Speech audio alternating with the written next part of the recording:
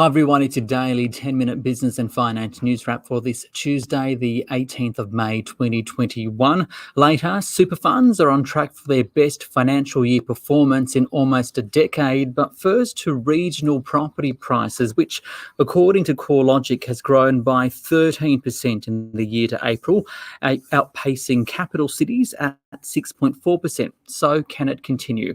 For more, I spoke earlier with Tim Lawless, the head of research at CoreLogic.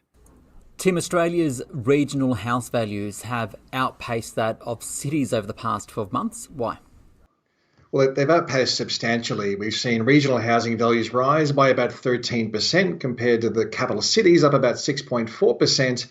And this is all about supply being outweighed by demand. We have seen demand very strong around regional markets. We can see that in the demographic numbers, more people leaving the capital cities, particularly in New South Wales and Victoria, moving to the regions, but also fewer people leaving the regions to go to the capitals. And this is happening against a backdrop of relatively limited supply levels. So part of what's fueling this demand, of course, is the fact that more people can work remotely these days, that this newfound popularity of working from home is a big factor.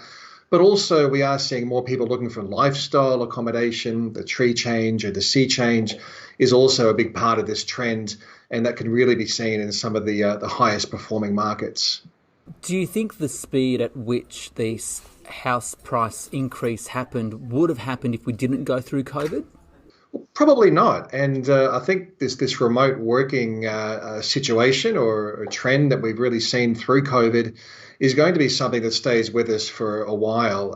It's really proven up to be quite productive that people can work from home. And that's opened up a lot more regional markets, often where housing is much more affordable or where there's a lifestyle dividend to be had as well. So I think this is very much a COVID amplified trend.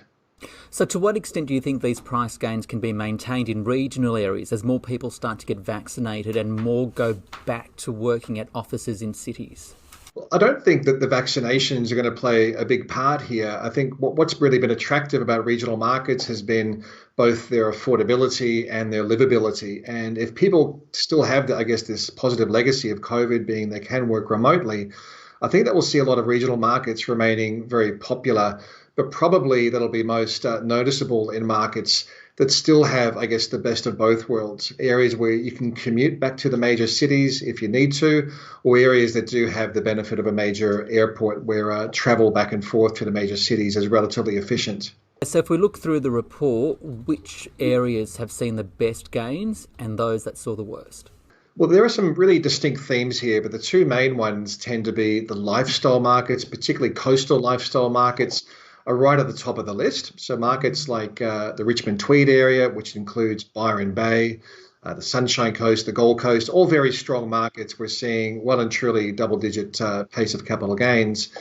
Down the end of the list, we're seeing markets that don't have a lot of those commutability factors we were talking about earlier on. Bunbury is a pretty good example of a lifestyle market that has been very popular and values are rising, but nowhere near as fast as what we're seeing across some of the more high-profile lifestyle markets like Byron Bay.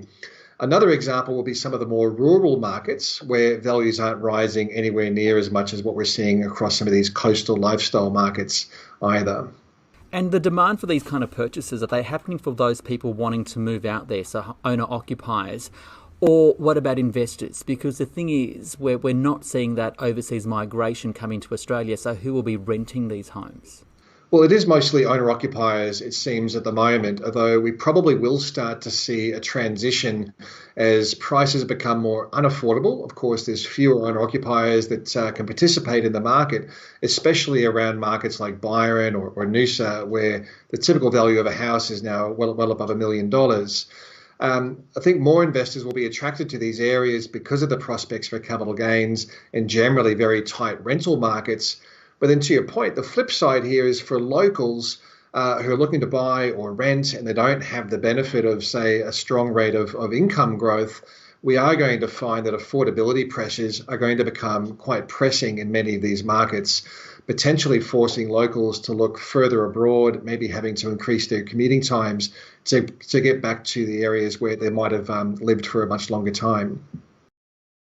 Tim Lawless there from CoreLogic to the Australian share market now, which rose 0.6% on the 200 at 7,066. For more of the day's action, I spoke earlier with Mathan Somasundaram, the CEO of Deep Data Analytics. Mathan, the market's up today. What's driving the gains? It's mainly the reflation trade. So you're seeing resources having the lead. So you got miners doing quite well. You're doing energy stocks are doing quite well. And that's driving up the Aussie dollar. And when Aussie dollar does well, the banks do well. So all school sectors like resources and banks are doing well, and that's driving up the market. Okay, you're talking reflation. So to what extent is the inflation story really driving the way the market is moving at the moment? I guess the RBA said a pickup in inflation and wages was likely, but only gradual and modest. That's what it said in a statement today. Yet you've got commodity prices surging, and James Hardie today saying inflationary pressures are also rising. Yeah, I mean, we're hearing this from everyone from Warren Buffett to Wesfarmers to James Hardie telling you costs are going up. You've seen producer price index everywhere from India to China to Japan going up at historical high levels. So that's all telling you that inflation is real. It's going to be there for a while, but every central bank is using the same wording. It's transient. It's not going to be around too long. It's not going to be too much. But unfortunately, the data points the other way, and history tells you they generally get it wrong. So this is what the market is worried about. So the market is pricing in inflationary worries.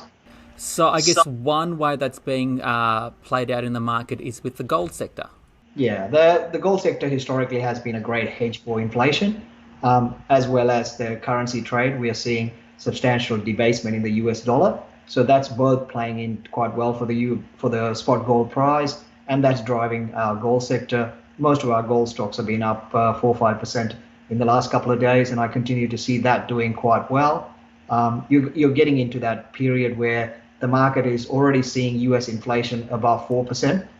Next month, it wouldn't surprise me if we're looking at a number around 5 to 6%.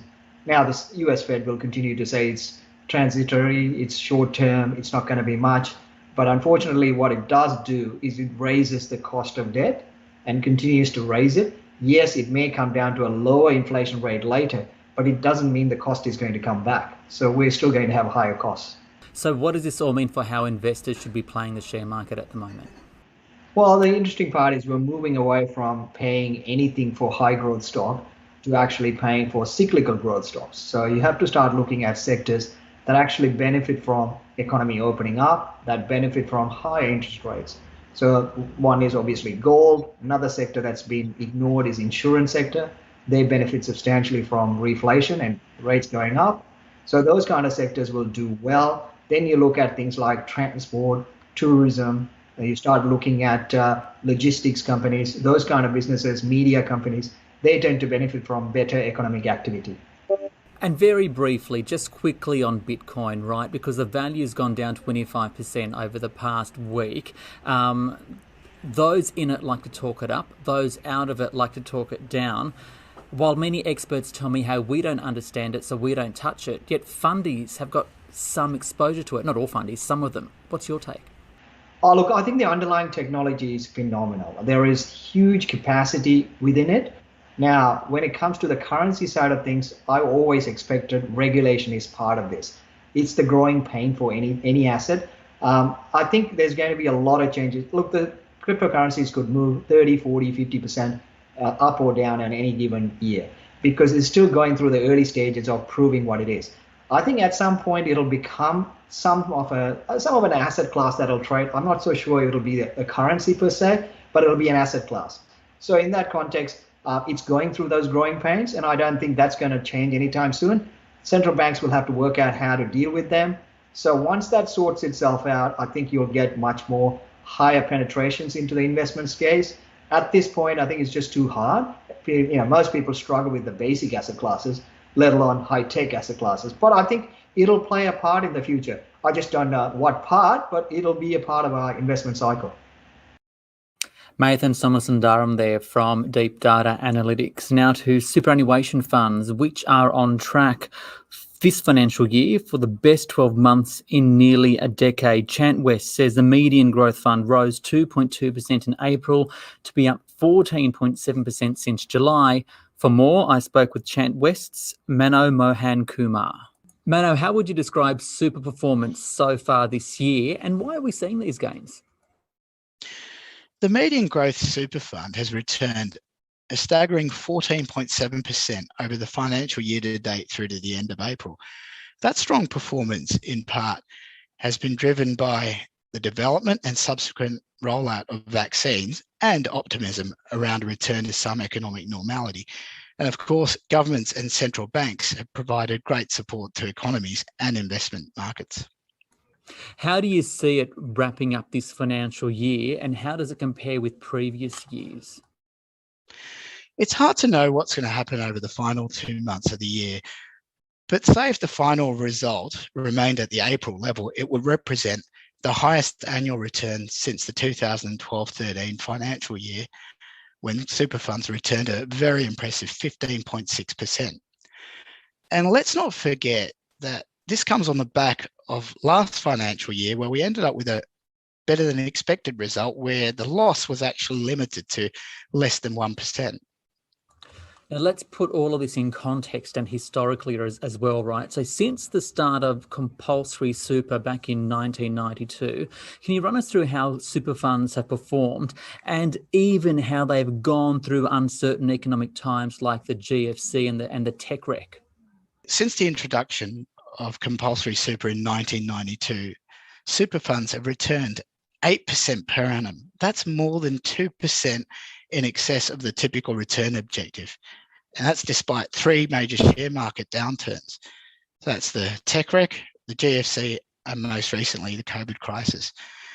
And at the end of this year, we would have had 29 financial years and only 4 negative years in that period.